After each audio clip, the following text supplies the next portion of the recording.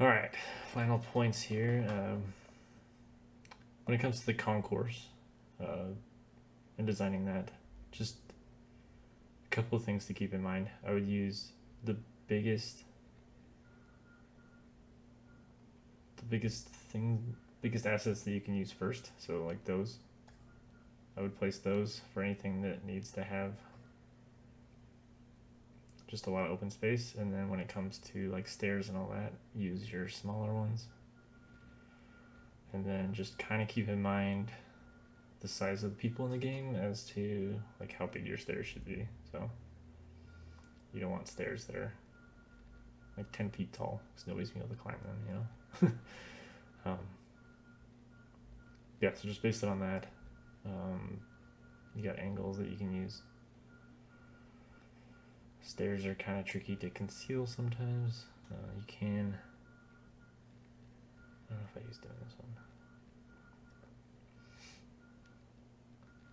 But you can use various tips and tricks to actually just place those, whether it's just offsetting it a little bit so that it's slightly under and you can't see the rest of it.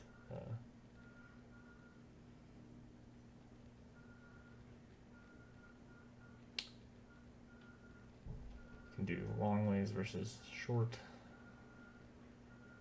That's what I did in a couple of those places. But in general, you just want a nice flow through the stadium. So kind of design it based on, gets into the architectural side of it, but you want to design it based on where people are going to go. So in my ballpark, you have your entrances are here for the outfield. So then you want them to be able to go straight through or take the different paths off of that main. So this is kind of like my main line right here.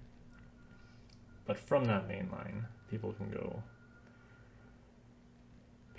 up here to get into the upper deck, to get to the restaurants. You can come around here, that gives you access to the second deck. You can also go down here, which gives you access to that, plus whatever down there. And then it also allows you to get to the secondary main path, I guess. So this one actually goes up here. We'll go around into that seating. It also has access down here into the pool area and the bar thing, whatever you want to call it. And it also has access into the kids area. So kind of just want to think of the flow of things when you're designing it too. It wouldn't make sense to have your entrances right here and then have it completely blocked off to where you're just going to get backup everywhere. So, yep, and then I also have it so it just flows down here into that little bar area as well as the rest of the seating. So that seating can go all the way around from this one access point.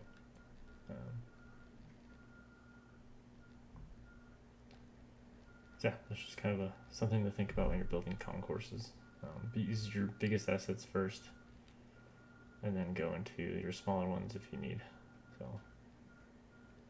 staircases and all that.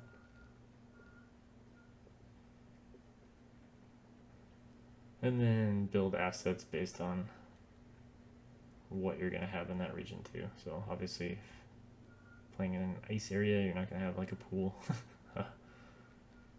Gonna have a lot more outdoor seating for places that are going to be warmer. So like my biggest ballpark, this one, which is in Tampa in my franchise, they're going to have a lot more outdoor areas just because it's nicer outside. But if I'm building, like when I built my Portland ballpark, there's not a lot of stuff outside in that one because it can get colder there. So just kind of keeping that kind of stuff in mind.